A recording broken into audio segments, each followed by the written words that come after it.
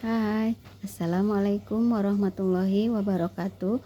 Nama saya Atik Kartikawati, mahasiswi Fakultas Keguruan dan Ilmu Pendidikan PGSD semester 4. Saya akan menyampaikan tugas 1 keterampilan berbahasa Indonesia di SD sebagai dosen pengampu, yaitu Bapak Dr. Aditya Prasetyo Sudaryanto, M.Trip MPD. Pada kali ini saya akan membahas tentang modul 1, modul 2, dan modul 3. Pada modul 1 akan membahas tentang hakikat keterampilan berbahasa. Kegiatan belajar 1, pengertian dan manfaat keterampilan berbahasa. Dalam mengirimkan pesan, antara lain si pengirim harus memiliki keterampilan dan melakukan proses encoding. Sebaliknya, dalam menerima pesan, si penerima harus memiliki keterampilan dalam melakukan proses decoding. Keterampilan berbahasa bermanfaat dalam melakukan interaksi komunikasi dalam masyarakat. Banyak proses dalam kehidupan masyarakat yang keberhasilannya antara lain tergantung pada tingkat keterampilan berbahasa yang dimilikinya. Misalnya profesi sebagai manajer, jaksa, pengacara, guru, penyiar, dan yang lainnya. Keterampilan berbahasa merupakan kemampuan seseorang untuk menerangkan bahasanya dengan baik. Kegiatan belajar 2. Aspek-aspek keterampilan berbahasa. Keterampilan berbahasa terdiri atas 4 aspek, yakni keterampilan mendengarkan atau menyimak, berbicara, membaca, dan menulis. Mendengarkan dan berbicara merupakan keterampilan aspek ragam lisan. Membaca dan menulis merupakan keterampilan berbahasa ragam tulis. Mendengarkan dan membaca merupakan keterampilan berbahasa yang bersifat reseptif, dengan berbicara dan menulis bersifat produktif. Untuk menguasai keempat jenis keterampilan berbahasa tersebut, seseorang harus menguasai sejumlah keterampilan mikro dari masing-masing aspek keterampilan tersebut.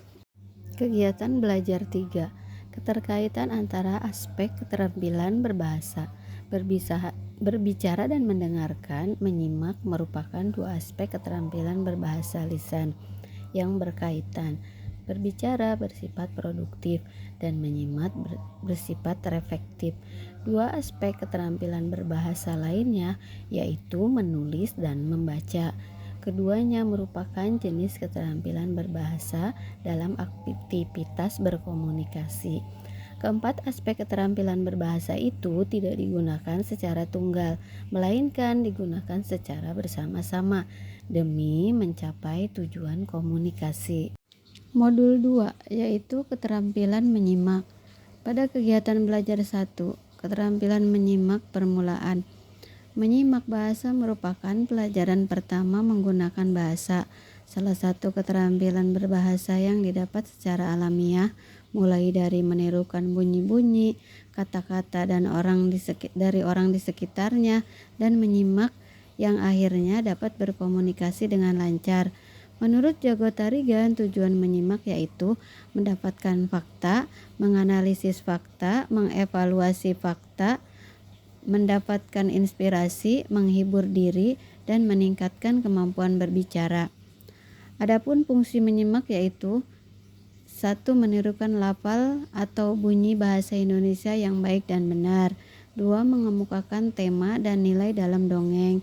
3. Menceritakan kembali pesan yang telah disampaikan. 4. Menyusun petunjuk-petunjuk atau nasihat berdasarkan dongeng yang telah disimak. Kegiatan belajar 2. Kegiatan menyimak lanjutan. Kemampuan menyimak lanjutan dapat dilakukan melalui menyimak komprehensif, kritis, dan apresiatif. Menyimak komprehensif adalah mendengarkan untuk memahami suatu pesan, dan ini merupakan tipe mendengarkan yang paling umum di sekolah. Menyimak kritis ialah kegiatan menyimak yang dilakukan dengan sungguh-sungguh untuk memberikan penilaian secara objektif, menentukan keaslian atau kebenaran dan kelebihan serta kekurangannya. Menyimak apresiatif ialah kegiatan menyimak yang bertujuan untuk mengenal, menilai, dan menghargai suatu karya seni bahasa. Dalam hal ini, misalnya mendengarkan dan mengapresiasi anak. Modul 3 yaitu keterampilan berbicara. Kegiatan belajar 1. Keterampilan berbicara permulaan. Kemampuan dasar dalam berbicara sudah dipunyai oleh setiap orang. Hal ini dapat ditelusuri dalam kebiasaan berinteraksi antar individu dan anggota masyarakat.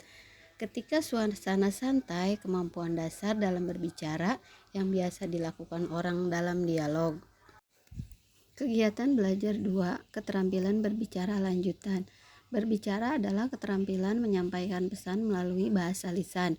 Menurut Tarigan, tujuan berbicara terdapat 5 golongan. A. Berbicara untuk menghibur. B. Berbicara untuk menginformasikan. C. Berbicara untuk menstimulasi. D. Berbicara untuk meyakinkan. E. Berbicara untuk menggerakkan. Jenis-jenis berbicara lanjutan yaitu 1. Bermusyawarah, 2. Diskusi, 3. Menyampaikan argumentasi, yang keempat pidato. Sekian dari saya, kurang lebihnya mohon maaf, semoga bermanfaat. Wassalamualaikum warahmatullahi wabarakatuh.